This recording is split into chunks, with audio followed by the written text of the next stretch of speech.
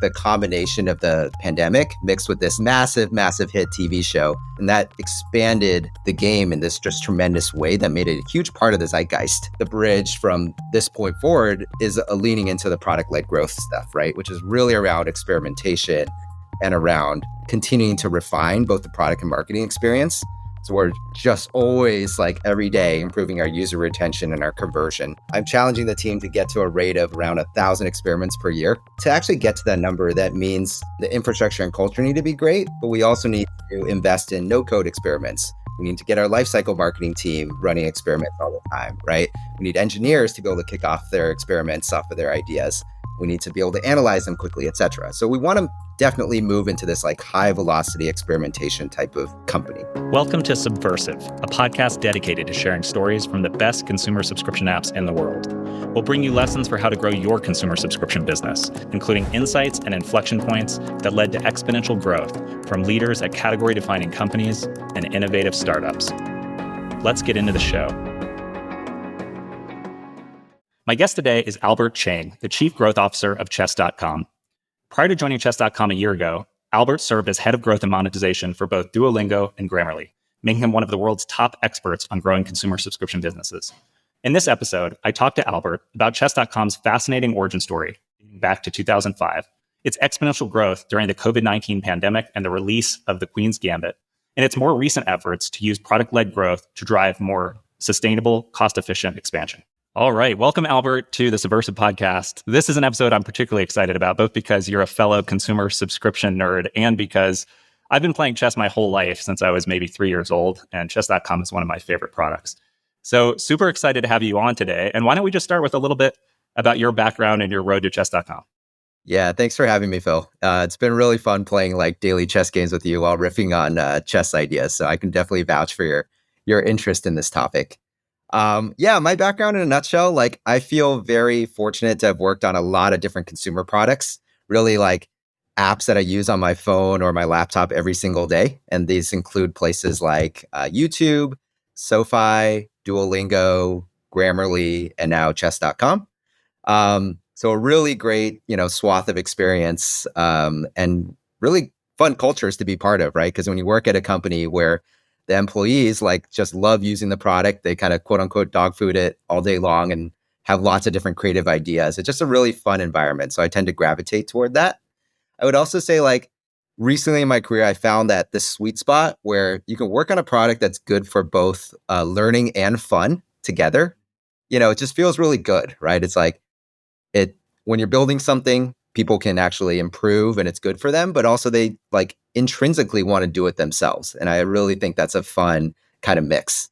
And the last thing I'll say is like from a functional perspective, I started my career in engineering. So I have a computer engineering degree. And then I shifted over to like sales engineering and product management. And then over the last kind of 5 years, more of a focus on growth. So like in a nutshell, kind of started my career like understanding and focusing on the code and then focusing on the user and now kind of focusing on growing the business, right? And I think having those different aspects has been really fruitful for my just kind of overall understanding. So yeah, it's been a fun career path so far. Yeah, that makes a ton of sense. And you've had the enviable experience of working for a few of the top consumer subscription apps in the world, YouTube, Duolingo, Grammarly, all very big hits. And now chess.com. So excited to see you replicate that success. And then as you said, you've worked across a number of different functional areas, which I think is always an advantage as a growth leader because it's just such a multidisciplinary role. So let's talk a little bit more about chess.com. This is a company that's been around a very long time. It's pretty obvious what the company does, right? It's in the name. But what did the origin story of chess.com look like? And then how have they managed to become the number one chess app in the world with over 90% market share, despite all of these other competing apps out there? Yeah, it's an amazing story. So first of all, I'm about a year into the job at chess.com. So, I don't give myself practically any credit for the, the origin story. But as the lore has it, right, the co-founders, Erik and Jay, they met way back in college. And Jay was the president of the chess club at the time. And Erik got really kind of addicted to chess through that experience. They became close friends. And Erik actually started a couple of chess companies before chess.com. And so I don't know if this is well known, but like he started a chess teaching business for like 100 different elementary schools. And then he started a company called Wholesale Chess, that actually sold chess equipment online. So very kind of SEO based e-commerce style business. And then lastly, Eric and Jay noticed like there are places online to go play chess back in the day, like ICC, Internet Chess Club, I think if I have the acronym correct. And there are others as well. But there wasn't necessarily like a fantastic user experience plus a community for people to, really go play and talk about chess in the way that felt like home to them. And at the same time, this was back in 2005, they were kind of looking around at different domains and they were able to scoop up the domain chess.com from a bankruptcy option. I have to check my notes, but something around like $50,000 or something, which is just remarkable. Yep. And kind of the rest is history, right? I think over these 20 years, they've really been a very mission oriented company. Like one of our missions is just to spread the joy of chess and to grow the game through that. I even pinged Erik on Slack. I was like, hey, if you were to attribute like the success of this company, like really pithy, like what would you say? And you just say like in one word, it's passion, right? It's Yep. just like, this is a company of people that understands chess is more than a game. They feel like it's part of their, identity and they want to serve chess in all their myriad of different ways. And, Phil, you as a chess player, you know how deep the rabbit hole can get, right? Oh, definitely. Learning, playing, watching, and even the kind of real life aspects of it. I have a 4-year-old kid and I'm teaching him how to play. And that's really great fun as well. So that's Yeah. kind of the origin story. And I'll pause there. Yeah. Yeah, there's so much about that resonates. I mean, first you talked about Erik's passion, and that was clear even even in the very abridged version of the story you just told, right? He was very into chess. It started multiple other chess companies, was president of the chess club. And so it's one thing to say you're passionate about a topic. It's another thing to have a very clear through line from a very early age, and that very much shows through. And then I'll also say I have two daughters, an 8-year-old and a 5-year-old, and I've started to teach both of them to play chess. Probably the 8-year-old a little bit more successfully than the 5-year-old so far, but it's already making its way into the fabric of my relationship with them. And so credit to the founders and to the team at chess.com for building a product that, as you said, goes far beyond the game itself. Yeah, and brain training is a huge theme right now for parents too, right? So chess is like a really great fit for that. And we actually have a kids app called Chess Kid, which is also a great product for kids, since you mentioned it. Yeah, we use ChessKit too. It's a great product. Well, let's get into the inflection point that has really driven outsized growth for chess.com over the last 5 years. And that was the COVID-19 pandemic and the launch of the Queen's Gambit, which both happened around 2020 and created this huge tailwind for the company for the next couple of years. So let's start with, why did chess.com become so much more popular? Yeah. So I would say, first of all, like the decade kind of leading up to the pandemic, there was such a intense focus on like product experience, community, like just trying to build the best product combined with having obviously the domain and the brand, right? So I already felt like it was well positioned. And obviously chess.com had nothing to do with the pandemic, right? So really like I think that proved out where becoming a market leader in online chess prior to the pandemic really helped it ride its wave successfully.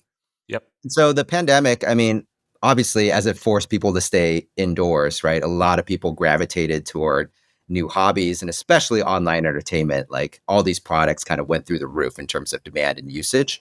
At the end of 2020, if my memory serves me correctly, I think it was October 2020, there was also the release of Queen's Gambit, right? And Queen's Gambit, which I imagine a lot of your listeners have listened to it or have watched it, but it's just this amazing story, right? It's a great drama of this fictional American like chess prodigy with drug and alcohol dependencies, and it won 11 Emmy Awards, all this stuff.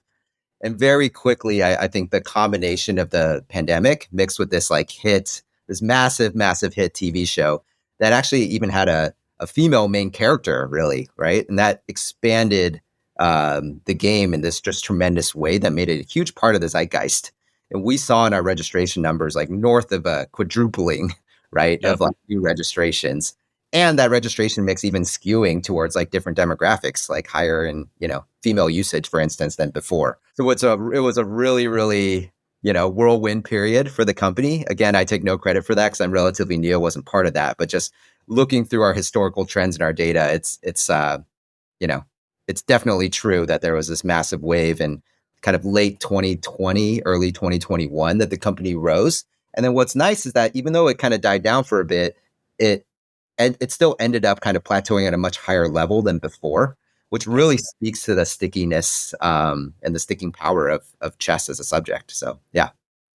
Yeah, well, and a couple things I'll say there. So one is I had to drag my wife kicking and screaming into watching Queen's Gambit with me. She is definitely not a chess player, but she loved it. And if you've watched the show, you can understand why. It's just such a compelling story, and it gets into the rabbit hole and how deep chess can go if you are really passionate about it. The other thing I'll say is having worked at Quizlet for 3.5 years and helped build the growth team there, I saw something very similar. Like, company was founded in 2005, just like chess.com. For years and years, it built a really strong foundation, tons of content you couldn't find anywhere else, huge growth potential through both word of mouth and SEO. And so there was this powder keg of potential energy that it was sitting on. And it had already been growing exponentially before the pandemic. And obviously, there was a short term period with the transition to remote learning where growth slowed down. But then, as soon as that transition was complete, the demand for online learning tools just exploded. And so there was this similar effect where, for a couple of years after the pandemic started, there was huge outsized demand for Quizlet's products. And so it sounds like you guys experienced something similar, but fortune favors the prepared. And so you guys were prepared. And then, I was going to say it's an overnight success, but a lot of credit goes obviously to the hard work before that time. And yeah, I'll also kind of add, like when these booms happen, right? Naturally, like all of your infrastructure like gets under yep. crazy strain, right? So very, very quickly you get hit in the face of this just massive, product market fit, if you will. And I was kind of looking back at our product roadmap over the years, and it's just like so much of the company's and the engineering emphasis was just on scaling up our infrastructure, right? So we would have a reliable experience that just literally worked because the demand was so overwhelming. That's I don't know, just a really cool part of the kind of company's lore, and has set us up, even to this day, to scale another 10x and beyond from here. Yeah, well, and I'm glad you highlighted that point around infrastructure coming on strain when you have the good problem of super strong product market fit and explosion in demand. And I think it's an example of one of those unsexy, overlooked aspects of chess.com's product that you all didn't take for granted and really invested in proactively that has gradually over time set you apart from most of your competitors.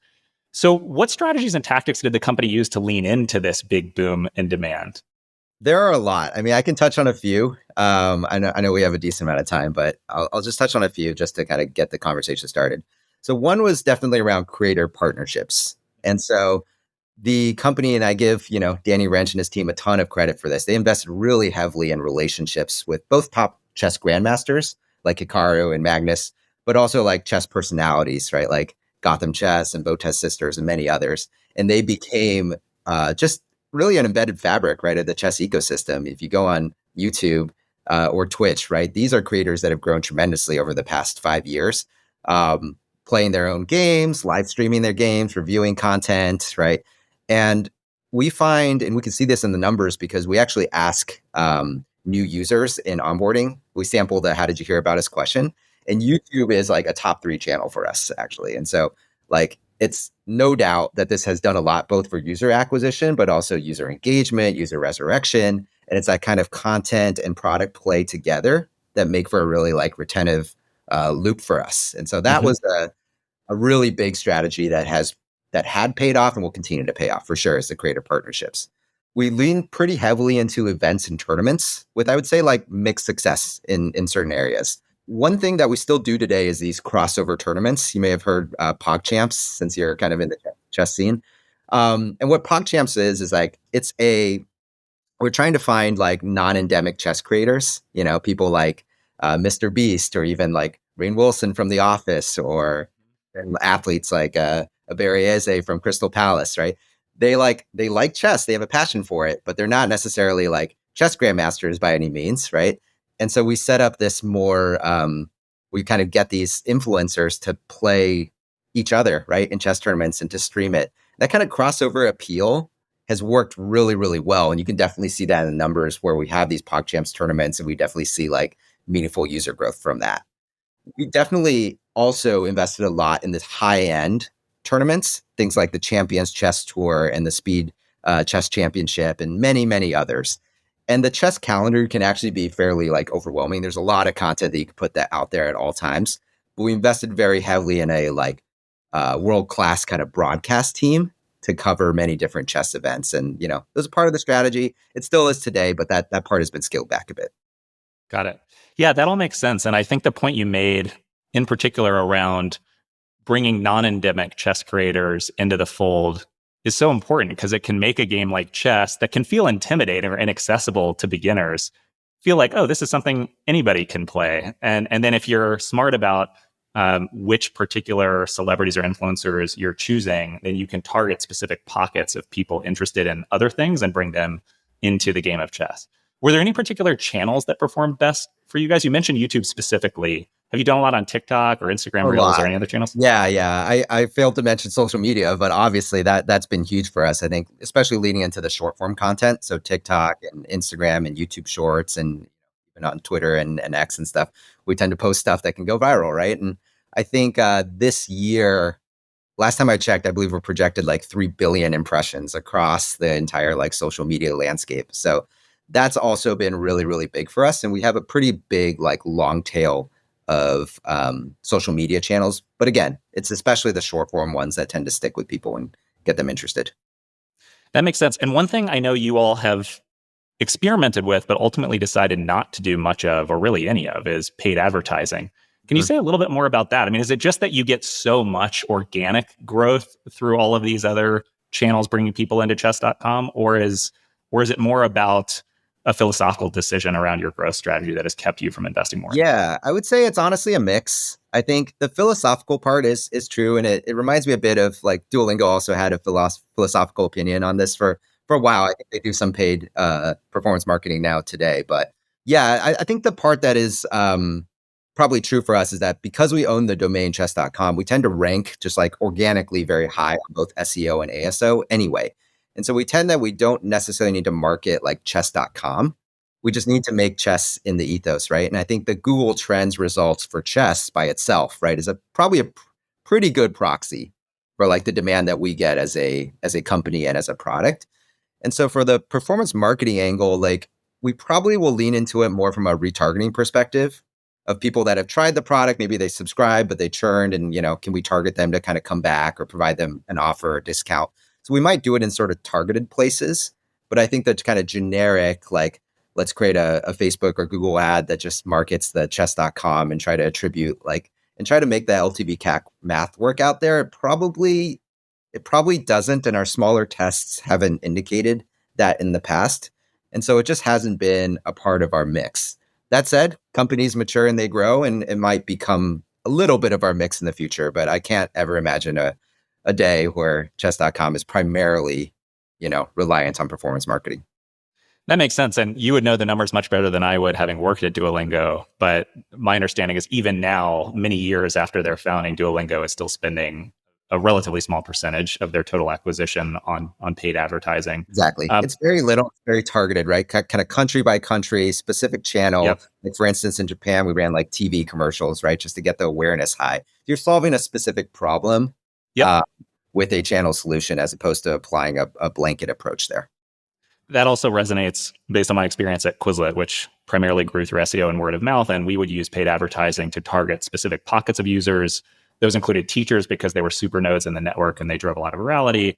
Or as we were getting international markets off the ground, then it can be a catalyst to jumpstarting new markets. But otherwise, it wasn't our primary way of acquiring users or subscribers. It sounds like Yeah. it's very No, similar for. and that said, like, the company I just worked at before this was Grammarly. I know you had Yuri in the podcast, right? And Uh-huh. they've been very successfully into kind of performance marketing. And, for them, I think as they shifted from students to professionals and were working on like, kind of growing the category and bringing that like dimension of, oh yeah, like I am writing a lot of kind of emails and documents and I may make this kind of tone mistake or whatever, right? So like highlighting these pain points via like YouTube ads and other types of advertising was really successful for them. So Yep. again, I think I'm not trying to paint a broad brush of performance is good or bad, right? It's just got to fit for a company's kind of positioning and need at any given point in time.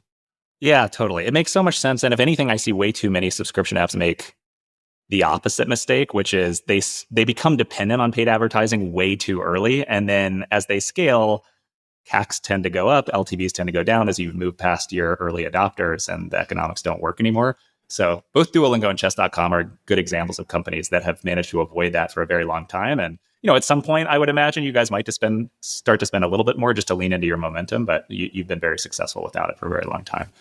So let's talk a little bit about coming off of some of these tailwinds. As the pandemic subsided and as the boom generated by the Queen's Gambit started to die down, what were some of the media bets that chess.com made above and beyond what you've already talked about? Yeah, I would say like it's not necessarily that we were trying to completely like manufacture a chess boom, but as I was just mentioning with the previous answer, right? We had a set of different kind of marketing strategies, right? That we're trying to lean in and test and see what they work. I think the part that I kind of hinted at before about the chess calendar for the top pro players, right? It can be very vast. And today the prize pools aren't as large as they will be in the future, right? And so to support and create our own kind of tournaments, it is a big investment to go and do that.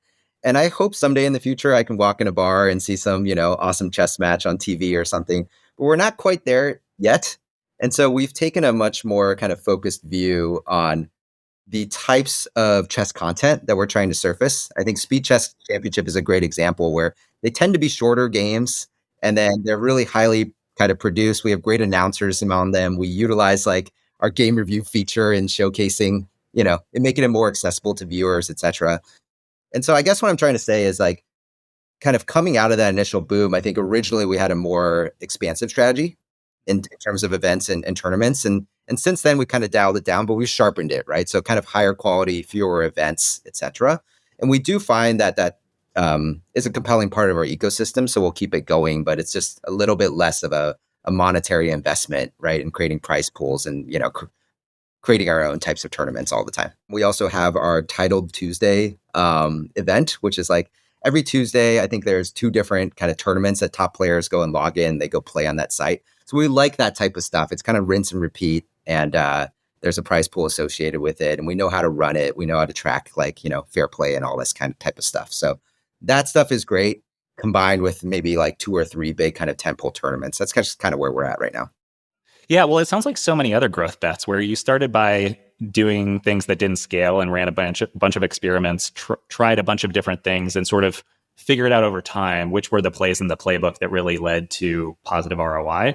And it sounds like that's been shorter games, speed chess, the rinse and repeat strategy of having celebrity grandmasters come and play a game or 2 every week at scheduled times. Let's talk a little bit more about that latter strategy. So, to what extent have top players like Magnus or Gukesh really led to bringing either more beginners into the fold who just, even if they're not big chess players, those names are so big that they've heard of them and they're curious, or more advanced players who, want to sort of follow in the footsteps of some of these grandmasters? Yeah, I mean, it's top of mind right now because there was just a Norway chess tournament, right, where Magnus and Gukesh played each other and Magnus pounded the table and it became this Yep. like viral meme all throughout social media. And I think, moments and top personalities are a big reason why chess has like hit this kind of mainstream zeitgeist in a way that it hadn't before, right? And I think it also bridges the gap between kind of chess lovers and mainstream audiences with like really, really serious kind of players. And that's always been the concern is, right? Like we can lean into providing broadcast content for grandmasters, but maybe it's a niche audience that will understand their play and appreciate their play.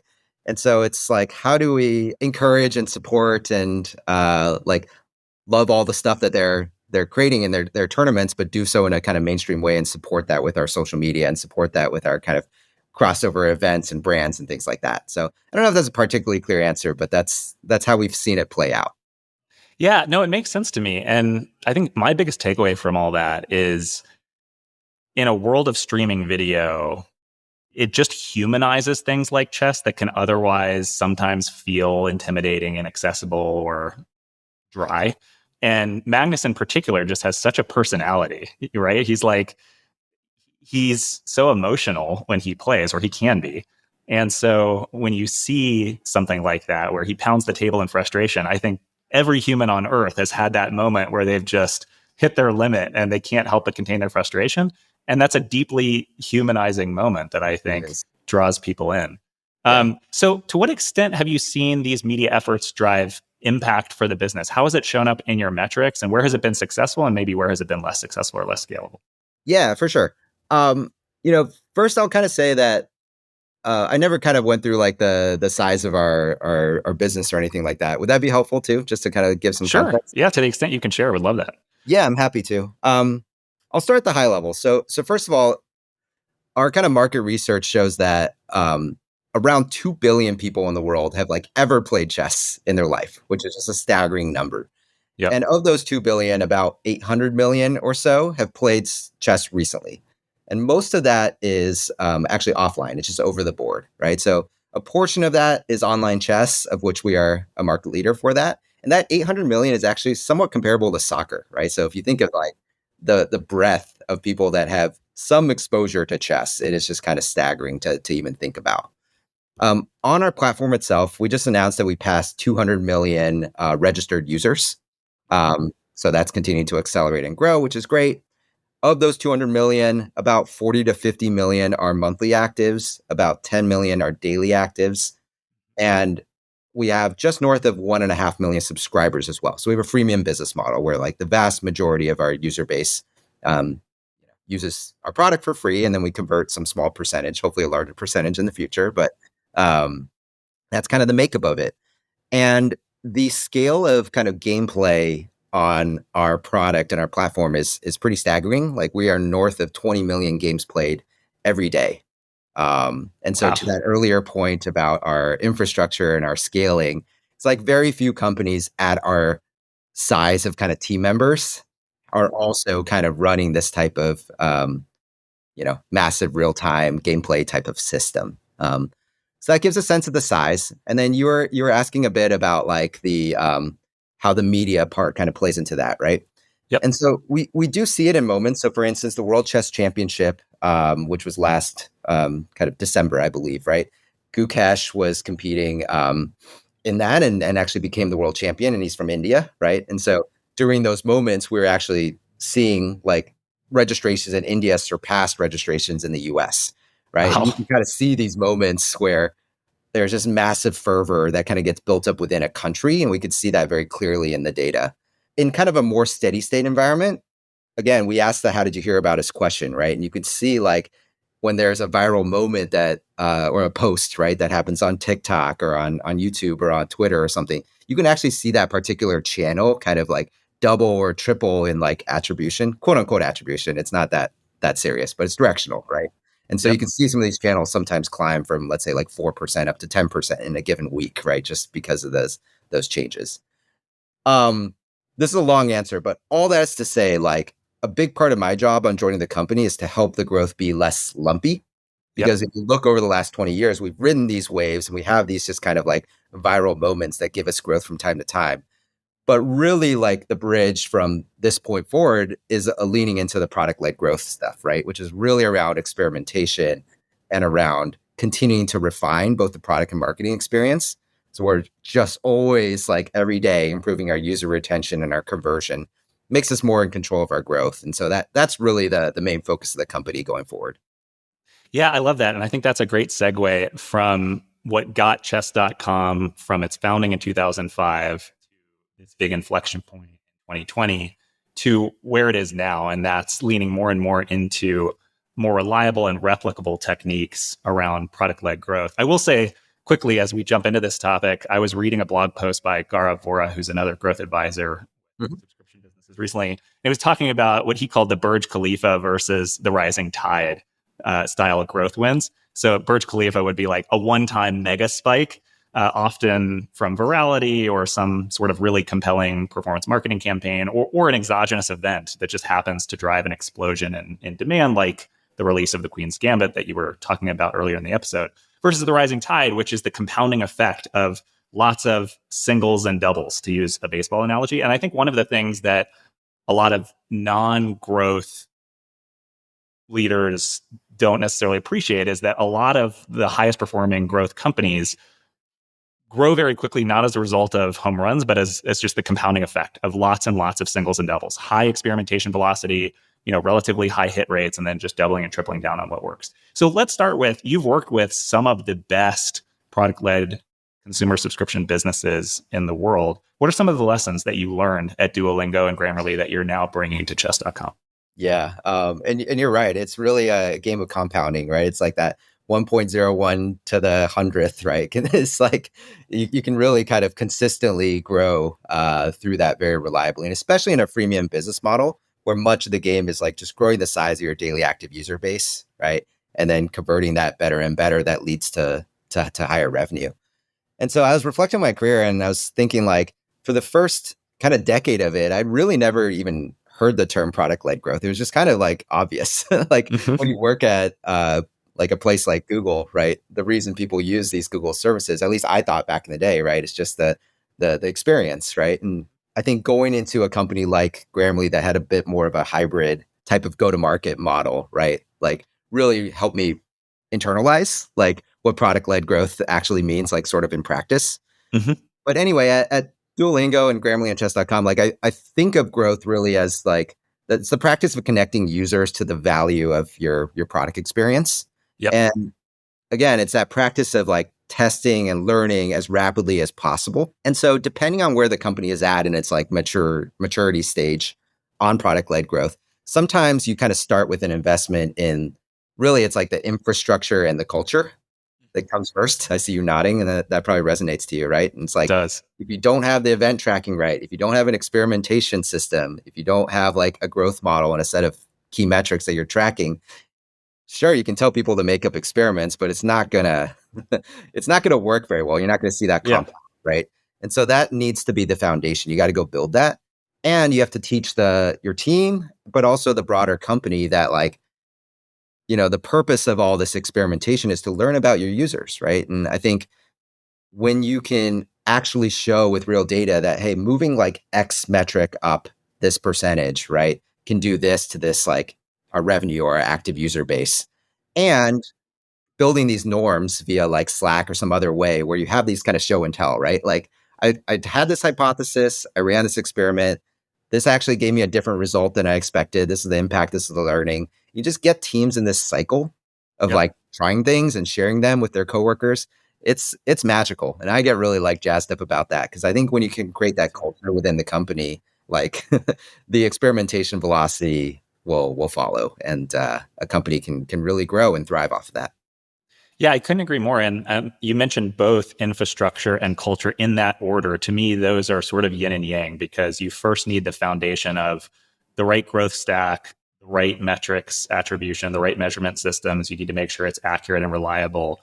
And that then makes it so much easier to get people excited about this culture of rapid experimentation, come up with a hypothesis, test it quickly. And I know you've only been at chess.com for about a year now. But what are some of the specific steps you've tried to take as the now chief growth officer to instill that culture? Prior to 2023, the company didn't run really any experimentation. And so they started to kind of tiptoe into the space in kind of 2024. So a little bit before I was joining, there was already a little bit of momentum kind of built up. So it wasn't like I came in from the ground up, like, completely binary, like we need to go try this for the first time. But I helped kind of audit a bit about like our experimentation platform, which metrics we're looking at, what teams were more comfortable with experimentation versus not. Some of these kinds of aspects, right? And I think ensuring that the data is as tight as possible such that the teams can actually analyze the experiments that they're running and come up with the right takeaways is so critical. Yep. And when you come into a company, you kind of see some inconsistencies around that, right? When that reliability and trust is a little bit lower, it could be hard, right, to get people kind of spinning on that wheel in a good positive way. So that was a big part of it. And yeah, again, I think visibility of experiments, both wins and losses, is really critical. And we try to do that both in Slack, but also in all hands and other types of forums. Repetition is really key as a leader, as you know, right? So we just need to keep pounding that this is a priority for the company. And it increasingly is, which is great to see. For sure. One specific question I'll ask you that I've been asked before is what do you think a good experimentation hit rate is? Is there a particular number you look for? Because it's a little bit of a trick question in my mind, but I don't want to bias you. What's your take on this? Um, I think it tends to be lower than most people think. Yep. I have generally seen it more kind of like the 30 to 50% type of range. I think it depends a little bit on like, again, the maturity of like the part of the user journey that you're working on. Sometimes it can be a little bit more obvious. So for instance, our monetization team, when they first got set up, there was just a lot of low hanging fruit that we could go and try. And like most of those things would end up being winners just because we hadn't really touched that space too much, right? You could change some CTAs, you could follow some best practices. So like the percentages could be a little bit higher.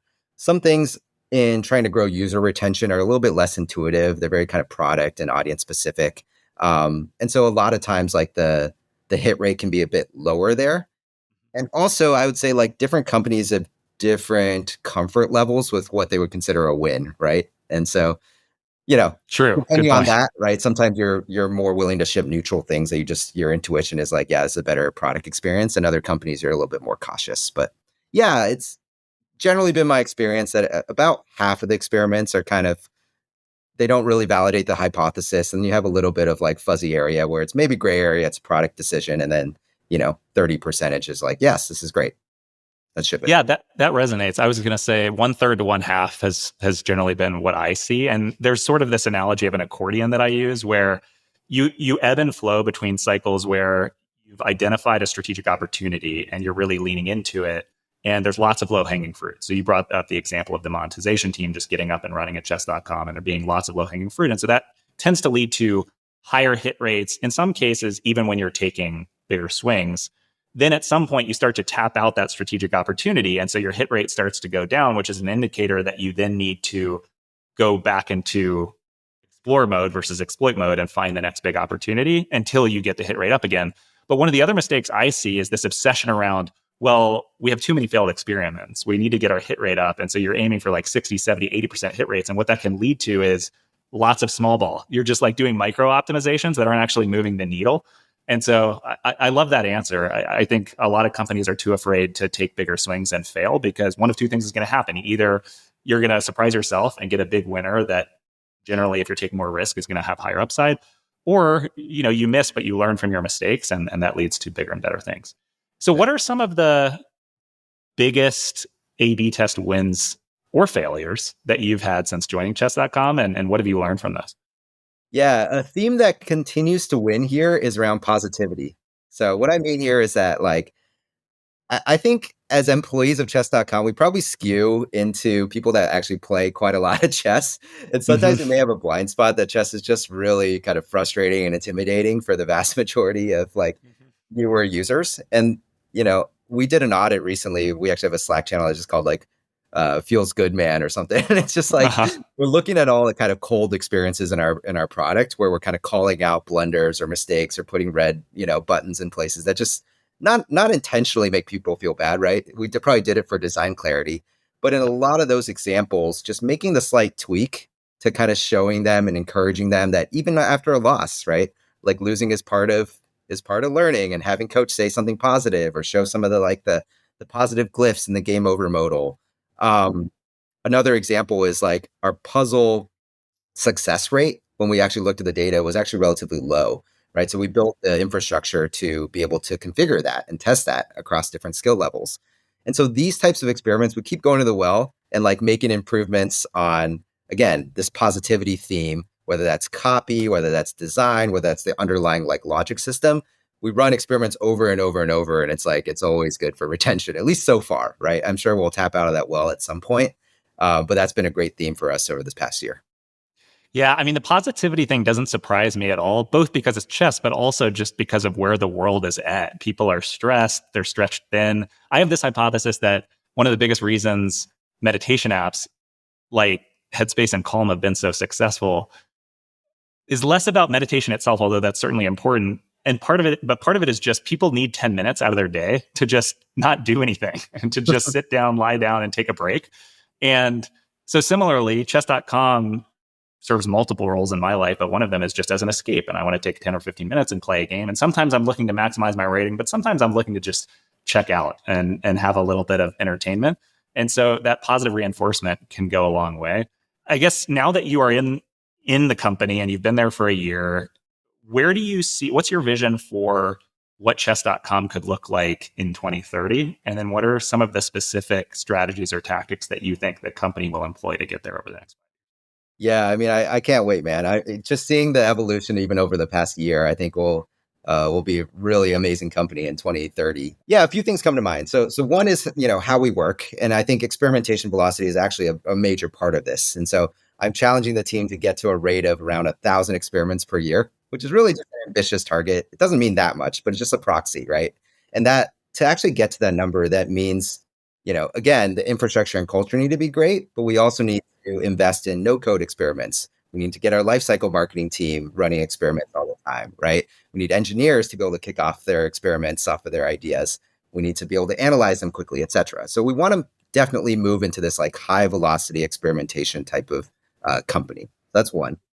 I think two, you'll increasingly see this virtual coach be embedded into our product experience, in game review, in puzzles, in lessons, and we'll have a lot of different coach personalities embedded into that. I think this is a spot also where kind of AI and LLMs will obviously play a role, right? I think that's personalization, the ability to ask the coach, just like a human coach, hey, what should I be training, based on our this personalized virtual coach experience, I think, is really key for us, and we're investing a lot there. And then I would say the third is, as we think about expanding the game from, let's say, 10 million daily active users to 100 million daily active users, we definitely need to attract people that have never played chess or are just kind of chess curious. We need to make sure they have a really great kind of initial onboarding experience with us. And like our social media needs to not just be tailored to these like, again, these kind of grandmaster events, but really kind of break through, right, the mainstream zeitgeist, such that we grow the overarching, like, again, the Google Trends thing for chess here. So I would say like those three are top of mind for me, and I think if we can hit on those, and from now through to 2030, we'll be in a great shape. Yeah, well, and the three things I heard there were experimentation, velocity, personalization, and world-class onboarding experience. And it's no surprise, given you came from Duolingo, that you are Duolingofying the chess.com culture. And obviously that is a very good thing, because Duolingo may be the single most successful consumer subscription app in recent memory. Well, this is a great segue into our lightning round. So I'd love to just close by asking you a few more lighthearted questions, some of them about chess, some not. And I'll start with, what is the best part about working at chess.com, and what's one thing you change? Yeah, I mean, the passion for the product is unparalleled here. Like I feel like I've worked at a lot of like great consumer subscription companies, but this is something else. I mean, it's like everyone here like plays chess every day, watches chess every day. It's just the I don't know. It's harder to kind of describe. But I really love that. I feel like people are completely 100% bought in on the mission, on making the product and marketing experience as great as possible.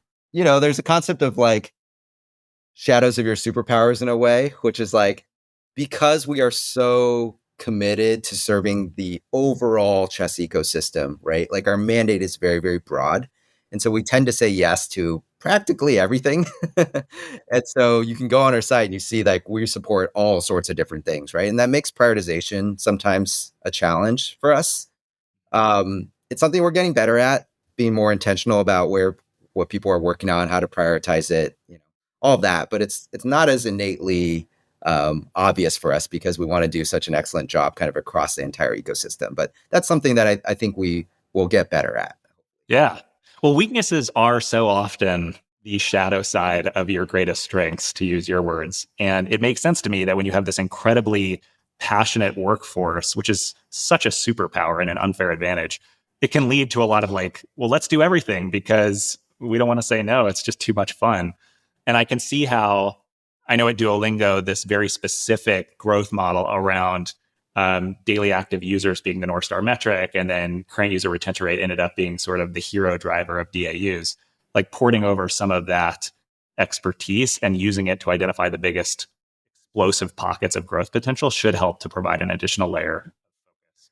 So next question, when did you learn to play chess for the first time, and what did you love so much about it?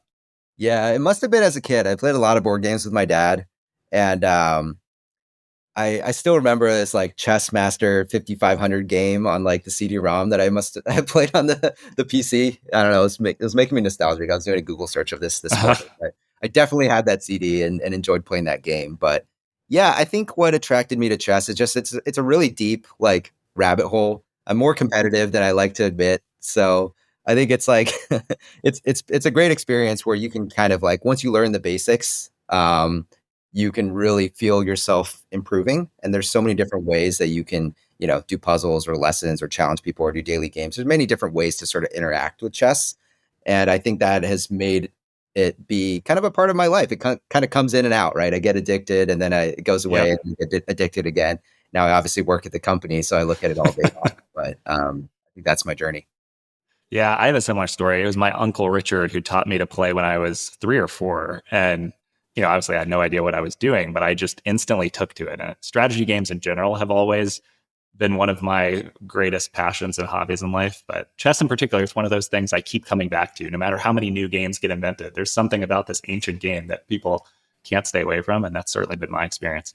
So related to that, and you alluded to this in the Queen's Gambit, what are some of the things that you think chess can teach you about life? Like what lessons can we extract from the way somebody plays chess or the way that you ultimately win at chess or lose Yeah. to living a good life?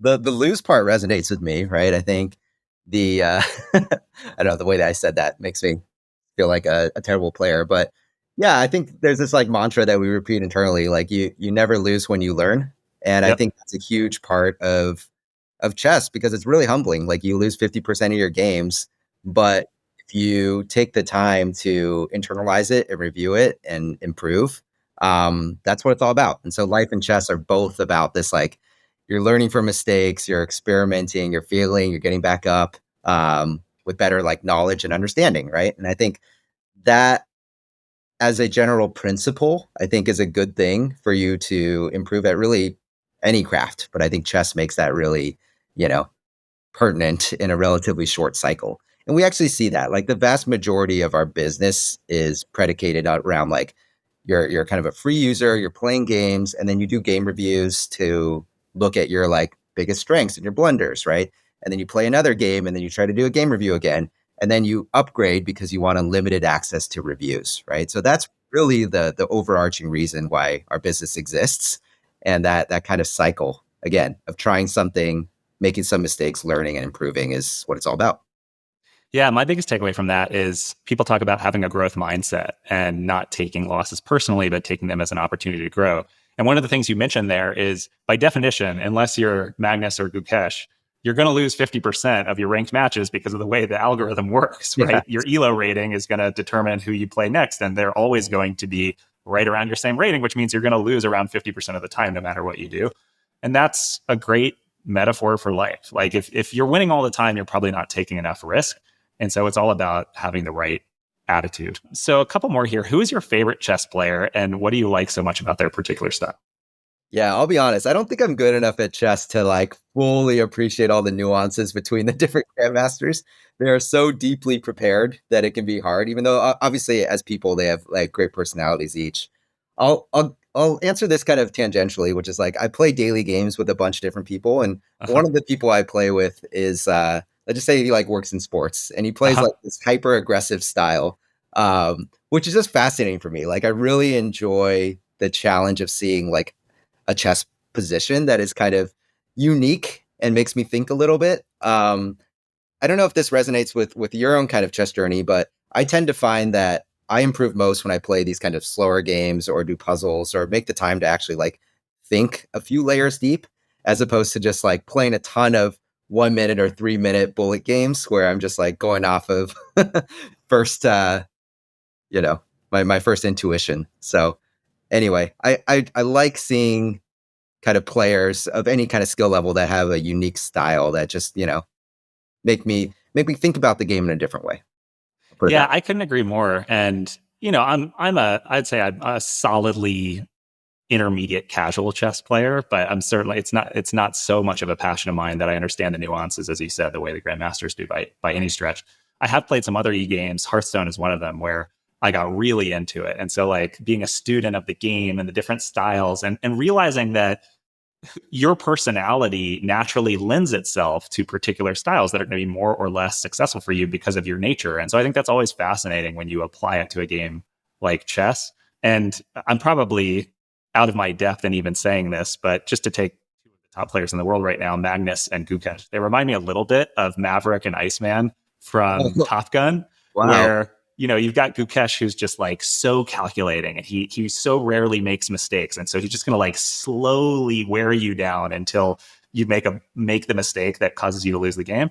Whereas Magnus is much more of an intuitive player and he's more volatile, but he has such a powerful intuition that makes him unpredictable. And so, I don't know if I have that right or not, but that's been my interpretation. And let's wrap up with the question that I often end these episodes with, and that is, how do you think AI is going to change the way that chess is played over the next few years? You talked about how LLMs can be used to personalize features like coaches, but what else do you think will change about chess in the coming? Yeah, I mean, I feel like I should answer this question by just saying like chess is uniquely grappled with this like existential question about whether like machines will take over humans since back like, Deep Blue played Kasparov in 97, right? And it like AI has been used to try to solve this game of chess for many, many, many decades. And so I think that's been fascinating, kind of place to start. And then if you fast forward, right, over the last decade, I don't think you'll find really any like serious player, grandmaster, not utilize, right, an AI engine like Stockfish to prepare and review and have a deeper understanding of the game. And so there's always been this symbiotic relationship, right, where you're a human, you're playing chess, you're going to make mistakes, but you can also like train and review with the assistance of AI technology. And at chess.com, like we've been working on making that technology, which was historically kind of utilized to train grandmasters, that can now be used to train like a complete beginner in their basic games via our game review and other kind of adjacent features. So I'm really proud that we've been able to leverage AI to kind of augment the human playing experience. And I think going forward, right, we'll see more of that, right? So I talked a bit about that personalized coaching. That's a big part of it. The part of AI right now that is really hyped is around LLMs, right? Large language models. And like language models themselves are not particularly good at playing chess, which is why we still use, chess engines that are particularly trained at, chess gameplay to do that behavior. But I do think LLMs can help with the kind of conversation that you may have with a virtual coach, right? So kind of blending those two approaches is interesting.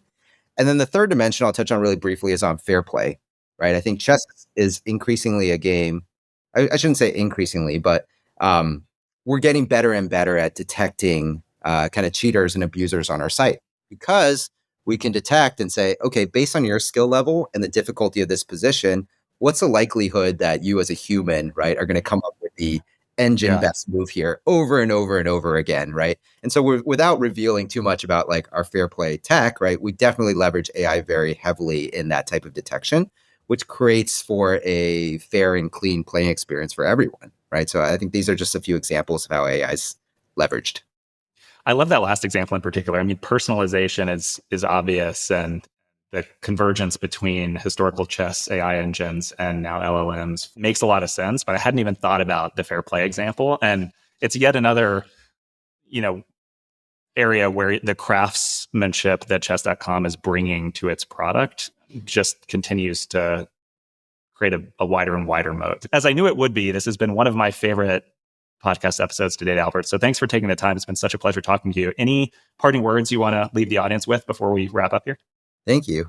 This is fantastic. Love what you're doing with your community and podcast. So no, not too much. I mean, I feel like I should, as I talk about growth, I should give a shout out to my wife, Katie. I feel like, just the reason for this is like in 2020, we were living in San Francisco and the pandemic had just started and I got this opportunity to join Duolingo. They were based in Pittsburgh. And so my wife, Katie, was pregnant at the time. And we had never been to Pittsburgh, but it required us to kind of relocate across the country to have that experience. And so I'm super grateful. I think a lot of career decisions in your life come through serendipity and through like these like meaningful conversations that you're going to have with your wife and kids and other people. And that really held true. And I think without that experience, I might not have gone down the path of kind of consumer subscription growth. So that was super cool for me. And just wanted to share that story. Well, I love that you did that, and I feel the same way about my wife, Ashley. Having a supportive partner makes such a huge difference in so many aspects of life, and career is certainly one of those. Thanks again, Albert. This has been a pleasure, and looking forward to more conversations about chess to come. Looking forward to it. Thank you.